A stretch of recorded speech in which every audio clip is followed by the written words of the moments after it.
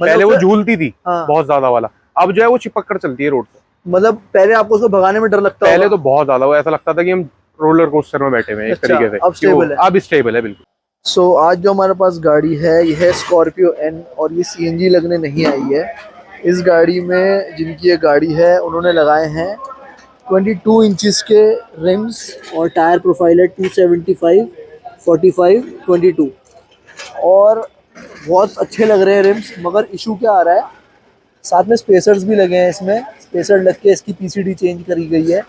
Issue ये आ रहा है कि ये ऊपर यहाँ पे टच हो रहे हैं जब ये हैवी बम्पिंग होती है या अनइवन सरफेसेस आते हैं, तो ये यहाँ टच होता है, आगे वाला भी और पीछे वाला भी। पीछे वाला इस पर ज़्यादा ऊंचा हुआ है क्योंकि अनइवन सरफेस पे गाड़ी खड़ी है, जब फ्लैट पे जाती है तो वो भी इतना ही हो जाता है।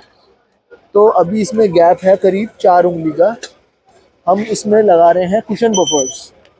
जिनकी ये गाड़ी है उनकी पहले एक स्कॉर्पियो क्लासिक में भी हमने कुशन बफर्स लगाए थे, उसमें भी सेम यही साइज था टायर का। तो कुशन बफर्स लगाने के बाद उनकी जो ये वाली प्रॉब्लम थी वो सॉल्व हो गई थी, जो टच होने की थी।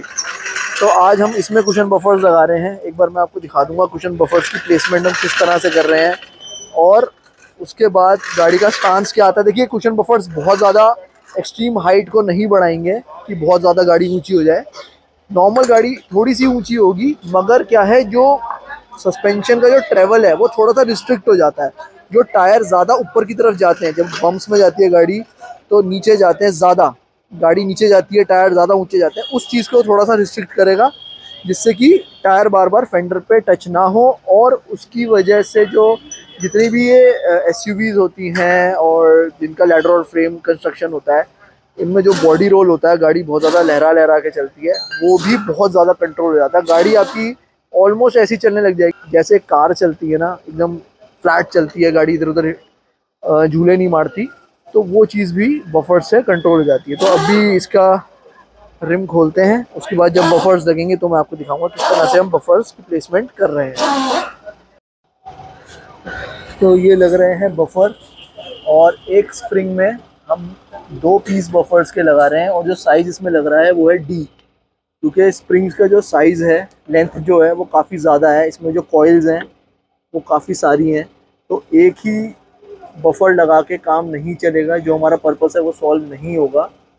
तो हम इसमें 2 पीस लगा रहे हैं एक शॉकर में।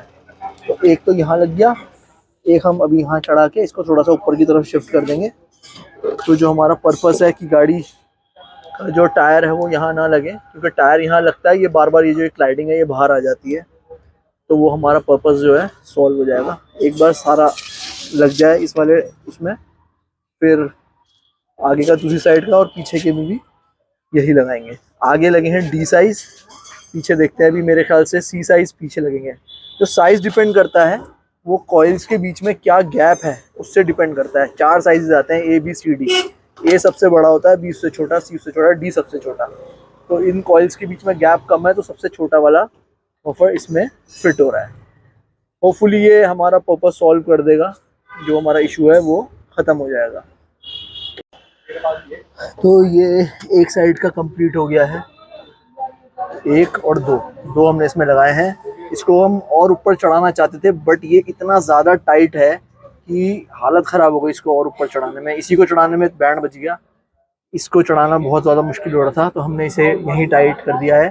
टाई बेल्ट्स लगा दिए हैं, ये टाई बेल्ट्स नहीं टूटेंगे। ये शॉकर जो ये स्प्रिंग है ये आपस में टच तो होगा नहीं कभी भी, तो ये टाई बेल्ट सिक्योर रहेगा, ठीक है। ये भी कभी टच नहीं होंगे, इतना नीचे नहीं आता, तो ये भी सिक्योर रहेगा, तो ये कहीं नहीं जाएगा। अगर ये टाई बेल्ट निकल भी जाए, टूट भी जाए बाई चांस, तब भी ये बफर कहीं नहीं जाएगा, ये यहीं कहीं रहेगा। इतना टाइट है कि आप इसे इंटेंशनली भी निकालना चाहो तो ये नहीं निकलेगा।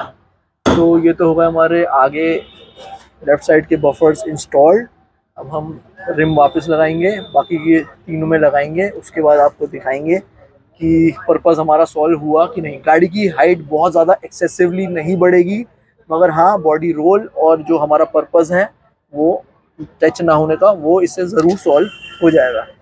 तो अगर आपके पास भी है स्कॉर्पियो या स्कॉर्पियो एन या कोई भी एसयूवी जिसमें आपने ओवर साइज रिम लगा रखे हैं, या कोई और भी गाड़ी हो सेडान या हैचबैक और उसमें आपने ओवर साइज रिम लगा रखे हैं और टच होती है, तो आप लगा सकते हैं बफर्स। मेरे पास भी नियोस है, उसमें मैंने ओवरसाइज रिम लगा रखे हैं, तो उसमें भी पीछे की तरफ मैंने बफर्स लगाए हुए हैं। अराउंड 3 साल हो गए हैं, 3 साढ़े 3 साल, एक नंबर चल रहे हैं। गाड़ी में कंफर्ट भी है, बॉडी रोल भी कंट्रोल है, और वहीं के वहीं लगे हुए हैं, कोई दिक्कत वाली बात नहीं है। बाकी तीनों में लगाते हैं और फिर आपको दिखाते हैं। तो आगे का तो सेटअप पूरा फाइनल हो चुका है, बफर्स भी लग चुके हैं, रिम भी लग चुका है। अभी गाड़ी जैक पे है, इसलिए हाइट ज़्यादा लग रही है। एक बार मैं आपको पीछे का भी दिखा देता हूँ कि पीछे कैसे लगे हैं। और पीछे जो साइज़ लगा है वो है सी, तो देख सकते हैं आप, पीछे भी 2 बफर्स लगे हैं पर स्प्रिंग। ये स्प्रिंग की लेंथ बहुत ज़्यादा है और एक लगा के कोई फ़ायदा नहीं होता, पर्पज़ हमारा सॉल्व होता नहीं। पीछे भी 2 लगे हैं। अब हम गाड़ी को डाउन करेंगे, गाड़ी को थोड़े से प्लेन सरफेस पे लेके आएंगे और फिर एक बार ओनर से पूछेंगे कि पहले की गाड़ी का उनका क्या फीडबैक है और आज उन्होंने इसमें लगवाया है तो कैसा रहा। सो ये है फाइनल लुक गाड़ी का। और पहले जो गैप था वो था 4 उंगली का, अब करीब 5 उंगली का इसमें गैप हो गया है। तो 2 हमने पीस लगाए हैं बफर के पर शॉकर, तो ज़्यादा मेजर गैप इंक्रीज़ नहीं हुआ है, मगर हाँ जो हमारा पर्पस है वो सॉल्व हो जाएगा इससे। गाड़ी का बॉडी रोल भी कंट्रोल हो जाएगा। यहाँ पे 5 उंगली का गैप था, अब 6 उंगली का हो गया। अब आप देख सकते हैं 6, सवा 6 उंगली, 6.5 उंगली का इसमें गैप हो गया है। तो गाड़ी की जो लुक है वो ऑकवर्ड नहीं होगी कि गाड़ी आपकी बहुत ज़्यादा ऊंची हो गई है और अजीबोगरीब लग रही है। गाड़ी का स्टांस मेंटेन रहेगा, हल्का सा आपका जो ग्राउंड क्लियरेंस है वो बढ़ जाएगा। तो हमारा पर्पस भी सॉल्व हो गया, गाड़ी स्मार्ट भी लग रही है और टच भी नहीं होगी। अब जिनकी ये गाड़ी है उनके पास एक और स्कॉर्पियो है क्लासिक, उन्होंने पहले भी हमसे लगवाया था बफर्स, तो सेम साइज़ की उसमें भी रिम है। तो उन्हीं से पूछते हैं। सर आइए जी। तो सर आपकी स्कॉर्पियो क्लासिक में हमने पहले लगाए थे बफर्स, सेम यही साइज है? जी सेम यही साइज। वो भी टच हो रहे थे, आपका बार बार क्लाइडिंग निकल जाती थी। हाँ। तो अब कुछ उसमें फर्क है, क्या है उसमें? अब ये है कि हमारी गाड़ी ना नीचे नहीं जा रही है उसकी वजह से, और बॉडी रोल कम हो गया गाड़ी का। अब मैं उसे कॉन्फिडेंस होकर चला रहा हूँ। पहले वो झूलती थी बहुत ज्यादा वाला, अब जो है वो चिपक कर चलती है रोड पे। मतलब पहले आपको उसको भगाने में डर लगता पहले तो बहुत ज्यादा, वो ऐसा लगता था कि हम रोलर कोस्टर में बैठे हुए हैं एक तरीके से। अब स्टेबल है? अब स्टेबल है बिल्कुल। तो मतलब सेटिस्फाइड हो? जब आप सेटिस्फाइड है जब तो मैं दोबारा आया हूँ। चलिए, तो सर हमारे सेटिस्फाइड हैं। अगर आपको भी अपनी गाड़ी में स्कॉर्पियो या फिर कोई भी गाड़ी है जिसमें आपने ओवरसाइज अलॉयज लगा रखे हैं या आपको उसमें बॉडी रोल का इशू आ रहा है और रिम वगैरह टच होते हैं, तो आप बफर्स लगवा सकते हैं। मगर आप जब भी अपनी गाड़ी में बफर्स लगवाएं एक तो अच्छी क्वालिटी के लगाएं, सस्ते के चक्कर में ना रहें। सिलिकॉन के जो A ग्रेड सिलिकॉन आती है उसके लगवाएं, ताकि एक तो जो आपका पर्पज़ है वो भी सॉल्व होगा, जो आप पैसा खर्च कर रहे हो वो भी आपका ख़राब नहीं जाएगा, और उनकी लाइफ बहुत लंबी होती है, वो सालों साल चलते हैं। तो अगर आप रबर वगैरह के सस्ते वाले लगवा लोगे तो क्या है, वो वक्त के साथ जो है क्रश हो जाते हैं, हीट होती है, पानी पड़ता है, बहुत सारी चीज़ें होती हैं, गंदगी उस पर लगती है, तो वो ज़्यादा दिन नहीं चल पाते और वो ख़राब हो जाते हैं वक्त से पहले। इट्स बेटर कि आप अच्छी क्वालिटी के लगाओ, एक ही बार लगाओ, ताकि आपका पर्पस सॉल्व हो जाए।